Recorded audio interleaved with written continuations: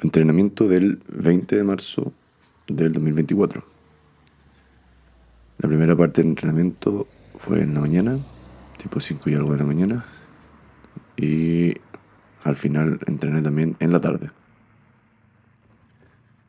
Estos son el tipo de entrenamientos que más me cuadran, que uno debería poder hacer en el largo plazo. Y simplemente partí con una aceleración larga. Estos deben ser, en realidad nunca los he medido, pero deben ser unos entre 60 y 80 metros, creo yo.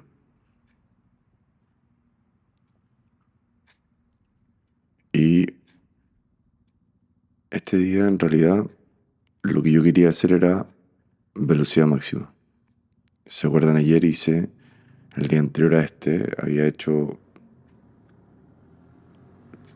aceleraciones en terreno irregular, cambios de direcciones, varias cosas. Pero en esta ocasión lo que más me interesaba era tratar de hacer velocidad máxima. Y es de los pocos días donde me he encontrado varios autos en la mañana, normalmente no es mucho. Y por lo tanto, para poder hacer velocidad máxima, traté de no cansarme tanto en las vueltas, no hacer tanta pliometría, tanto skipping, tantas otras cosas. Y simplemente volver caminando. En el fondo hay una fase de recuperación necesaria para poder hacer aceleración máxima. De hecho, justo ayer estaba hablando con una velocista y me explicaba, le empecé a preguntar sobre sus entrenamientos en general. Y me explicaba que ella en general calienta entre movilización y activa y todo el tema, alrededor de 1 hora, incluso un poquito más, para tener entrenamientos de, por ejemplo, un día de velocidad pueden hacer 8 pasadas de 80 metros y 6 pasadas de 60 metros. Entonces, en realidad son entrenamientos de muy alta intensidad, el estímulo que se quiere lograr, pero de muy corta duración.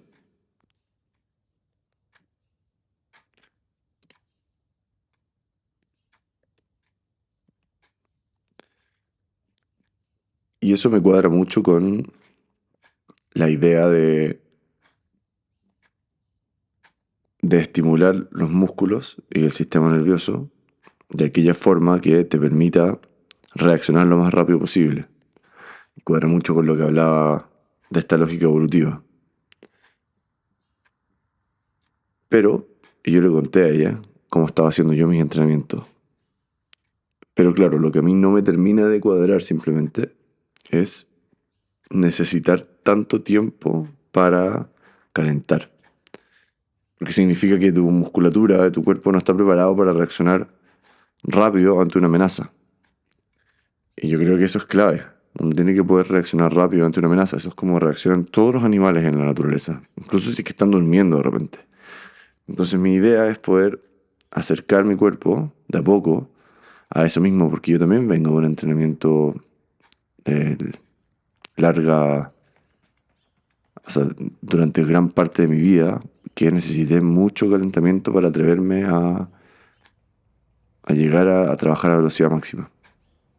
Y ahora fueron 2 aceleraciones lentas y después de eso ya partí con máxima velocidad. Que obviamente, claro, ella corre, me contaba que corre los 100 metros como en 11 segundos con 6 y tanto. Probablemente es mucho más rápida que yo. Y está bien, yo creo que la metodología de velocidad máxima hay que mantenerla como se ha hecho, quizá no es necesario inventar mucho la rueda. Y por lo tanto, no hay que andar tratando de cambiar tantas cosas porque para llegar a ese estímulo máximo máximo quizás sí se necesita un poco más de tiempo. Pero yo creo que si es que uno entrenase un tiempo suficiente para adaptar al cuerpo a estar hiperreactivo cuando sea necesario, se podría cortar mucho esa fase de movilidad y hacer mucho más específicamente la fase de velocidad más rápido. No tengo pruebas al respecto, es solamente una intuición basada en lo que uno ve en la naturaleza. Que nosotros creemos que somos demasiado distintos al resto de los animales, pero en realidad no somos tan distintos. Y con este tema de la evidencia es súper interesante discutir el, un término que está muy en boga actualmente en medicina, hace varios años en realidad, pero es este término de medicina basada en evidencia.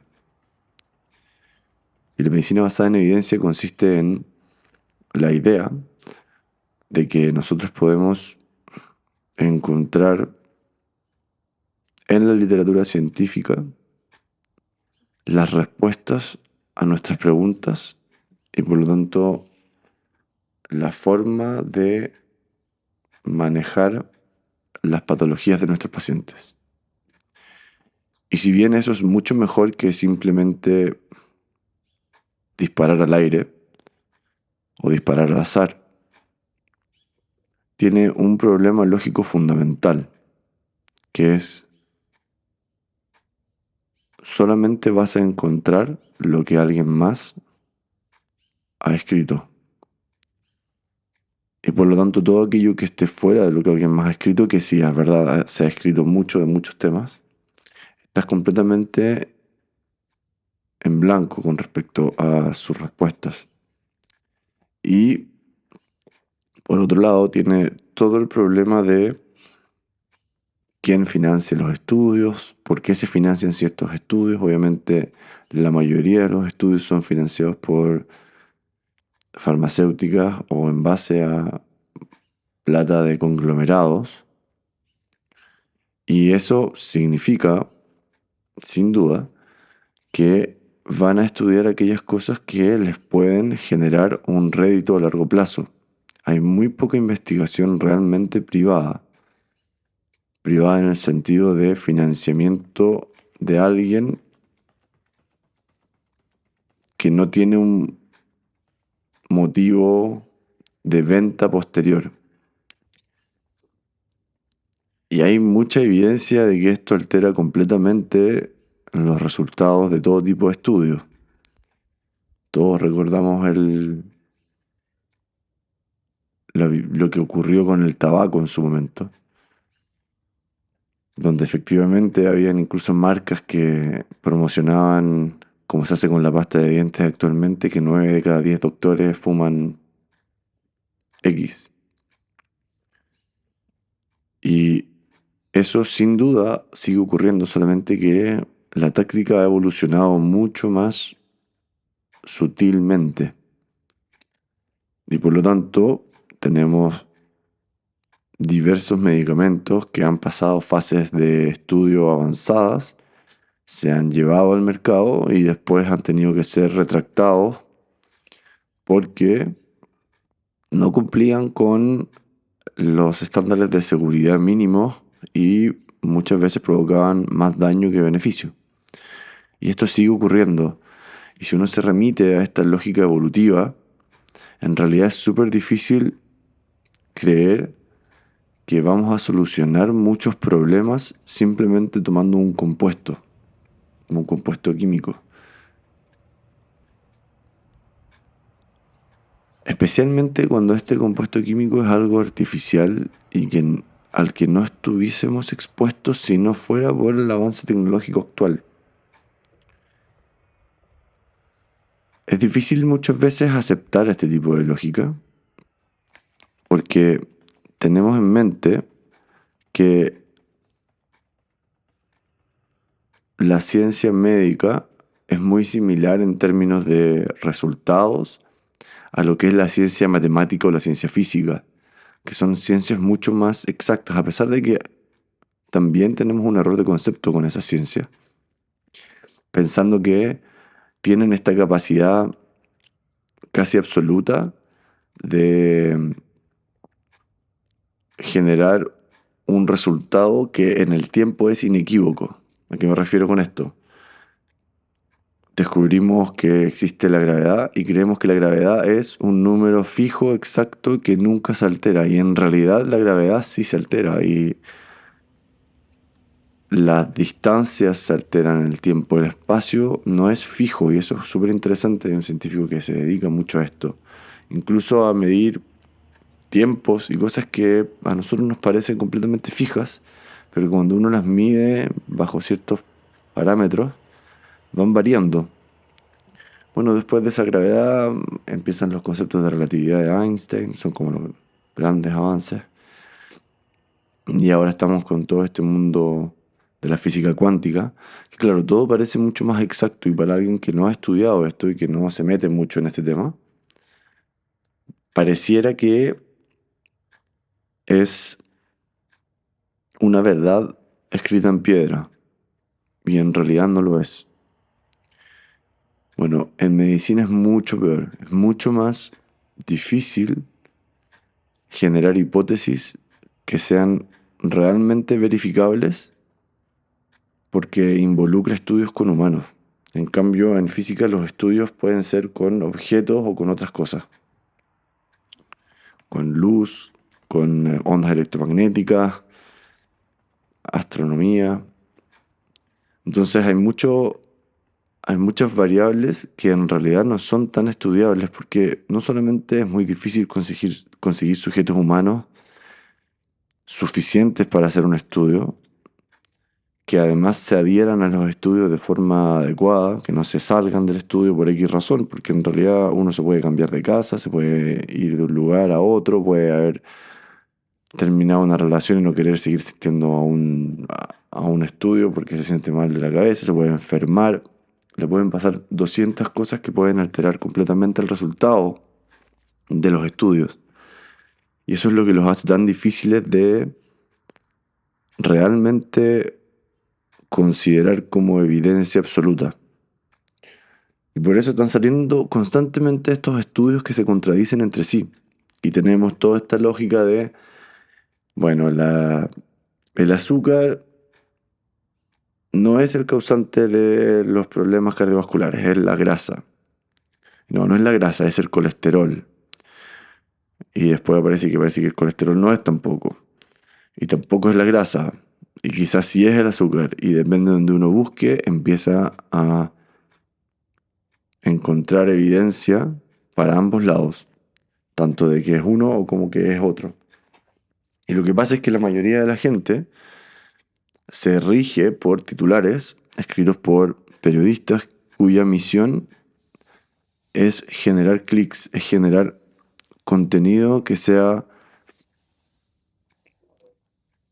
atractivo para la gente y lo que más nos atrae como seres humanos, y eso es súper importante de entender, lo que más nos atrae es aquello que es negativo, aquello que tiene el potencial de dañarnos. Entonces escriben, mantequilla te puede generar infarto en un no sé cuánto por ciento. Y la gente simplemente se queda con eso. Y después cuando leen, si uno lee el estudio, que nadie lo hace, en realidad menos del 1% de la gente lee los estudios que se citan en todas estas publicaciones periodísticas. El estudio en realidad comparó peras con manzanas, no tenía una buena cantidad de personas, eran, no sé, 4 sujetos. Las condiciones de estudio fueron completamente aleatorias. Hay millones de problemas metodológicos con esto. Pero tenemos este sesgo a quedarnos con el titular y por eso el titular que usan siempre es tan explosivo.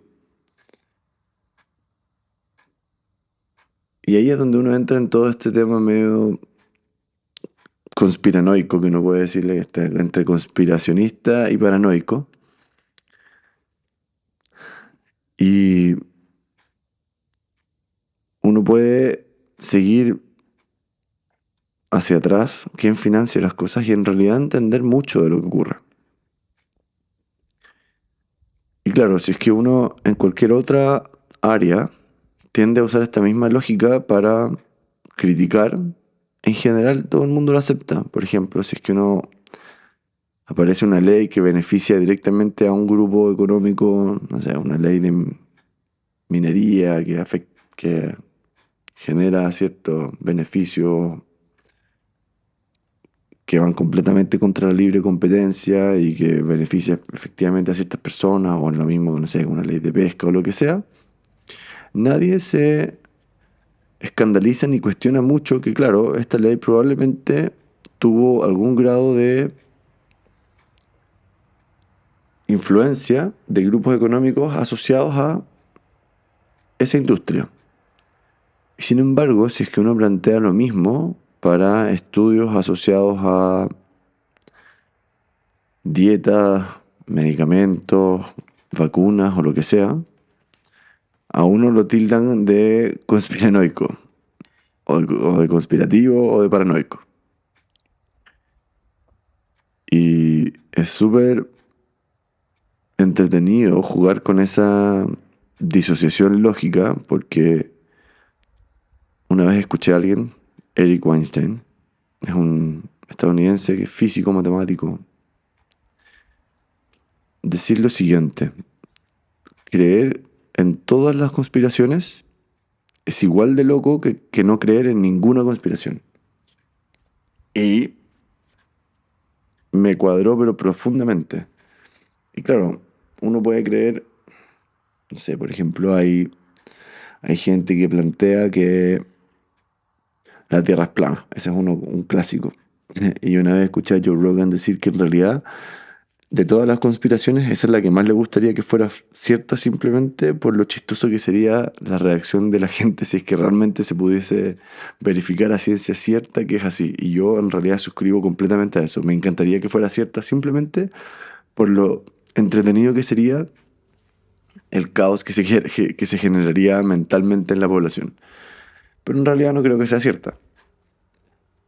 Tenemos gente que cree que no llegamos a la luna, que yo en realidad a esta altura no sé qué creer.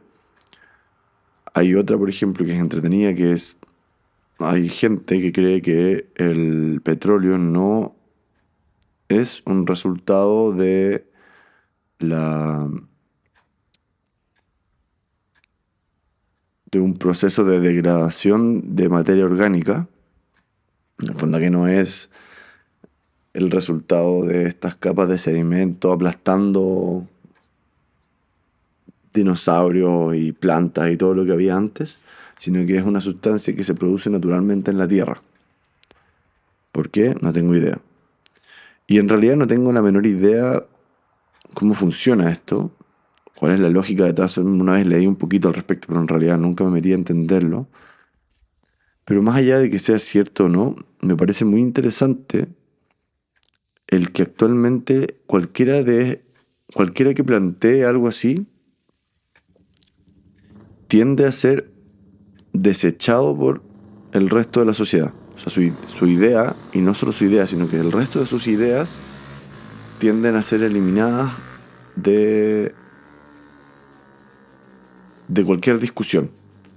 Se deja de considerar una persona válida en una discusión. Y a mí me llama mucho la atención eso, porque si bien muchas de estas ideas pueden estar completamente erradas, hay algo ahí que vale la pena explorar. Hay una idea que sin duda tiene algo de validez en su concepción y puede estar completamente equivocada, pero por ejemplo, si yo planteo que ayer conversaba con una profesora de colegio que me decía que solo en su generación tienen 12 niños con trastorno de espectro autista. 12 niños autistas en una generación de 4 cursos de 20 y tantos, 30 alumnos. O sea, un 10%. Uno de cada 10. Y ella me decía que una vez se pusieron a conversar entre las profesoras de este tema. Y claro, llegaron a la conclusión que si uno evalúa a los papás de estos niños, todos eran mayores de 35 años y Y el menor, de hecho, tenía 36 años cuando tuvo al hijo. Bueno, ahora lo que estoy haciendo, el último, es un pique hacia atrás sin zapatos. Dentro de esta lógica de tratar de empezar a acostumbrarme a andar sin zapatos para hacer ejercicio, de poder hacer piques sin zapatos. Como cuando uno hace el pique hacia atrás va a menor velocidad y hay menos tensión sobre la piel, decidí hacer el último hacia atrás. Método de compensación de tanto trabajo de empuje, un poco de trabajo de tracción. Bueno, y entonces ella me decía esto. Una de las cosas que yo he notado es que todos los papás tienen de 36 años hacia arriba cuando tuvieron a estos hijos.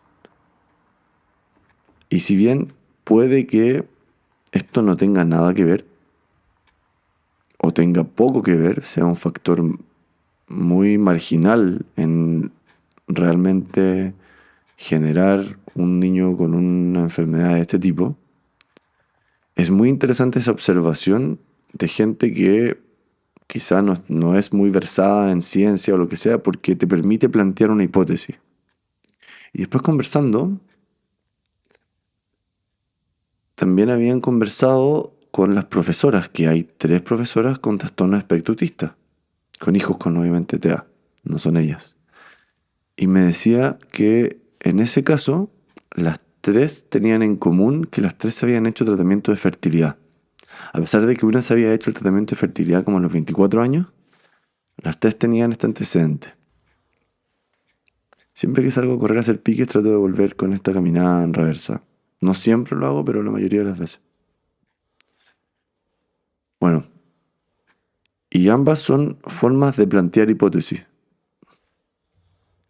Y puede que lo que tengan en común sea otro factor fundamental que realmente genera esto. Pero el partir de esto, de esta observación tradicional, que es como siempre se hizo la ciencia, no es necesario tener observaciones demasiado más complejas que estas para partir una hipótesis. Lo importante después es ser sincero y muy autocrítico en cómo uno lo va explorando.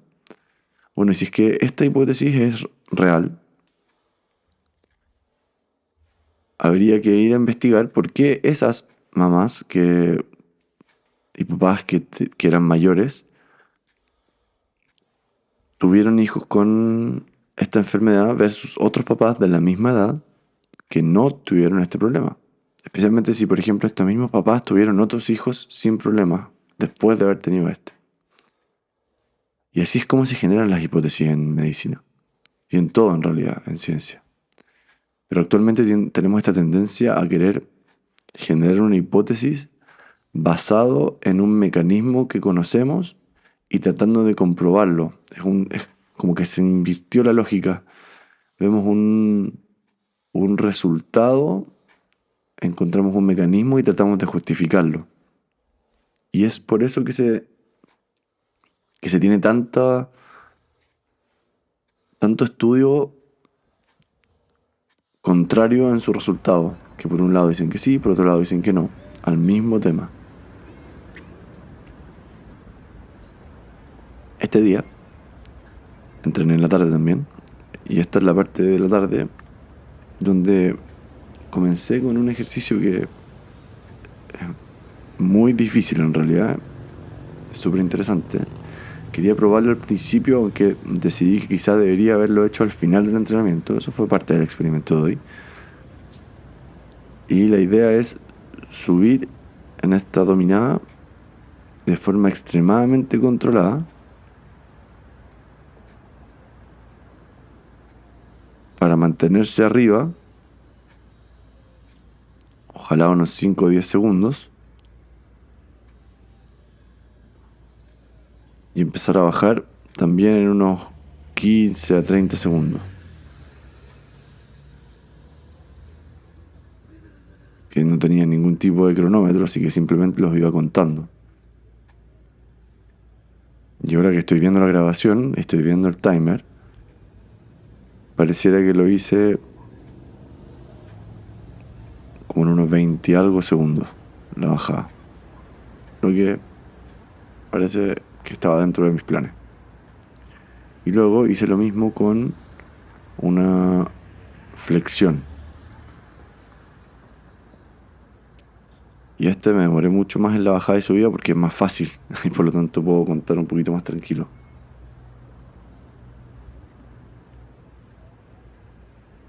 La gracia de esto es que te genera un estímulo muscular que requiere mucho control corporal y por lo tanto es un estímulo que es muy poco probable que te vaya a generar algún tipo de lesión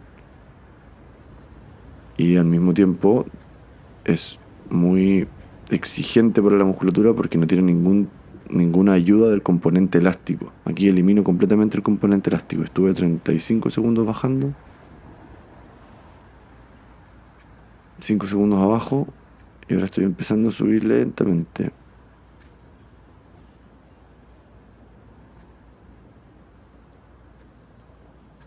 Entonces cuando uno elimina el componente elástico de la ecuación, que es súper difícil hacer, por eso tiene que ser tan lento, obliga al control muscular y a la fuerza puramente mediada por la capacidad contráctil de los músculos. Y efectivamente lo hice más o menos en 30 y algo segundos la vuelta. Esto contando nomás en la cabeza, así que bastante bien. Y esto fue mi calentamiento, esto fue todo el calentamiento que hice en esta ocasión. Y lo que quería hacer, lo que quise hacer ese día y lo que hice fue trabajar sin peso en la espalda, un componente más explosivo de la dominada, tratando de preocuparme de cuando subo voy a máxima velocidad y cuando bajo puedo generar un pequeño rebote para trabajar ese componente elástico. Y como les expliqué en otro momento, cuando estoy haciendo un ejercicio que requiere mucha activación muscular hacia arriba, tiendo a hacer un ejercicio de la parte contraria del cuerpo que sea de bajo nivel de cansancio. Entonces aquí lo que hice fue estos tibiales anteriores, que son elevaciones de la punta del pie, que terminan cansando mucho adelante, queman la parte anterior de la pierna, me han visto hacerlo varias veces. Y es un músculo que es súper poco trabajado y que tiene un rol importante en levantar la punta del pie, pero aparentemente también tiene un rol secundario en estabilizar la rodilla y en amortiguar los impactos, porque es un desacelerador. Entonces cuando uno va a desacelerar necesita que ese músculo se active mucho. Y eso ayuda en teoría, a evitar lesiones. Entonces aquí va la parte de las dominadas. Busco partir desde una posición de extensión completa y le doy impulso hacia adelante, tratando de utilizar lo menos posible las piernas, a pesar de que igual se utilizan un poco porque estoy tratando de hacer máxima explosividad arriba. Y de hecho me pasó, y por eso no me gustó cómo funcionó este calentamiento, me pasó que me sentí muy poco reactivo. Normalmente me siento que puedo llegar más alto y en este día me sentí como débil en eso. Y por lo tanto decidí que en realidad quizá es mejor haber hecho ese pequeño calentamiento, claro, haber hecho otro calentamiento y haber hecho ese ejercicio de control motor al final. Probablemente como genera tanto estímulo muscular y poco estímulo tendíneo, para poder hacerlo en velocidad necesitas que esté mucho más reactivo el componente elástico. Yo sospecho que puede haber sido algo así. Bueno, y volviendo a la medicina basada en evidencia entonces, tenemos evidencia para todo actualmente. Y eso es una de las razones principales de por qué yo creo que hay que usar esta lógica evolutiva para pensar. Porque hay un autor que se llama Gad Saad, que escribió un libro que se llama The Parasitic Mind, es como la mente parasitada. El subtítulo es cómo ideas dañinas se han apoderado de la mente de todos nosotros. Y en eso argumenta en contra de varias cosas actuales que están en boga y que en otro momento exploraré. Pero un concepto que él plantea son un nombre que es súper rimbombante en realidad, pero son las redes nomológicas de conocimiento cumulativo. ¿Qué significa esto? Significa que para generar una hipótesis realmente válida tenemos que encontrar evidencia por distintos lugares de cosas que a simple vista parecen no estar relacionadas, pero que al evaluarlas todas tienen la misma conclusión. Y él habla de Darwin y su planteamiento de la evolución, que es tan robusto que plantea la misma observación en plantas, animales, distintos tipos de animales voladores, acuáticos, terrestres, plantas con flores, sin flores, con ramas, en un país, en otro país, en distintas islas, en distintos lugares, en distintos momentos, en distintas épocas del año, y todos estos puntos de data llegan a la misma conclusión por distintos lugares. Y toda la observación posterior que hacen otras personas llegan a la misma conclusión por distintos lugares. Y eso es lo que hace que una teoría sea realmente robusta y realmente se mantenga en el tiempo. Y claro, cuando uno analiza la evidencia médica de distintas cosas, pareciera que hay pocas cosas que realmente cumplen con este criterio de redes nomológicas de conocimiento acumulativo. Porque muchas de esas observaciones son posteriormente contradichas. Muchas de esas observaciones en realidad tenían falencias. Muchas de esas observaciones se basan en estudios que son no replicables. Por lo tanto no se puede evaluar si es que realmente fue así o no. En cambio, la lógica evolutiva te permite tomar esta idea robusta de la evolución y comenzar a pensar en base a eso, que es lo más completo que tenemos de evidencia en ciencias biológicas actuales, y plantear hipótesis basado en eso, usando eso como ancla. Lo que jamás te va a impedir equivocarte, es imposible. De hecho, la gracia de la ciencia es que avanza en base a error, no en base a propuestas positivistas como uno las puede determinar, pero sí disminuye bastante el margen de error posible de tu hipótesis. Porque si yo planteo algo que va completamente en contra de la evolución, como el ser humano necesita medicamentos para sobrevivir y no tiene ninguna posibilidad de llegar a ser un adulto con capacidad reproductiva sin medicamentos, eso va completamente contrario a 3 millones de años de evolución. Y por lo tanto es simple como un método de descarte de malas ideas. Por lo tanto, cuando alguien dice, no, los alimentos procesados, por ejemplo, son saludables porque este alimento procesado no tiene calorías, entonces no te va a generar aumento de peso, uno puede decir, evolutivamente hablando, ese alimento jamás hubiera estado disponible para nosotros si no fuera por los últimos 10 años quizás, vender alimentos. Por lo tanto, la hipótesis tiene que partir al revés. Lo más probable es que este alimento no sea necesario, que tenga efectos negativos que no tenemos cómo predecir, y a pesar de que no tiene calorías, es posible que haga otros efectos en el cuerpo que puedan ser negativos. Por lo tanto, si lo vas a consumir, tienes que consumirlo con mucha precaución. Y eso es el mejor parámetro mental para tomar decisiones en todo tipo de cosas. Y es lo que yo estoy usando para explicarle también muchas veces a mis pacientes lo que pasa. Entonces, si me dicen, me duele el pie, estoy con una fascitis plantar, por ejemplo, que es un dolor en la planta del pie, y uno le explica este tema de los zapatos y que estamos hechos para andar descalzos, muchas veces les cuadra, porque si uno explora eso, se da cuenta que la hipótesis de que tenemos que usar esos zapatos va completamente contraria a la evolución. Lo mismo con medicamentos, incluso muchas cirugías que nosotros hacemos actualmente. Entonces, en realidad existe esta lógica de la medicina basada en evidencia que no se condice con una lógica evolutiva. Eso les quería dejar hoy. Hasta la próxima.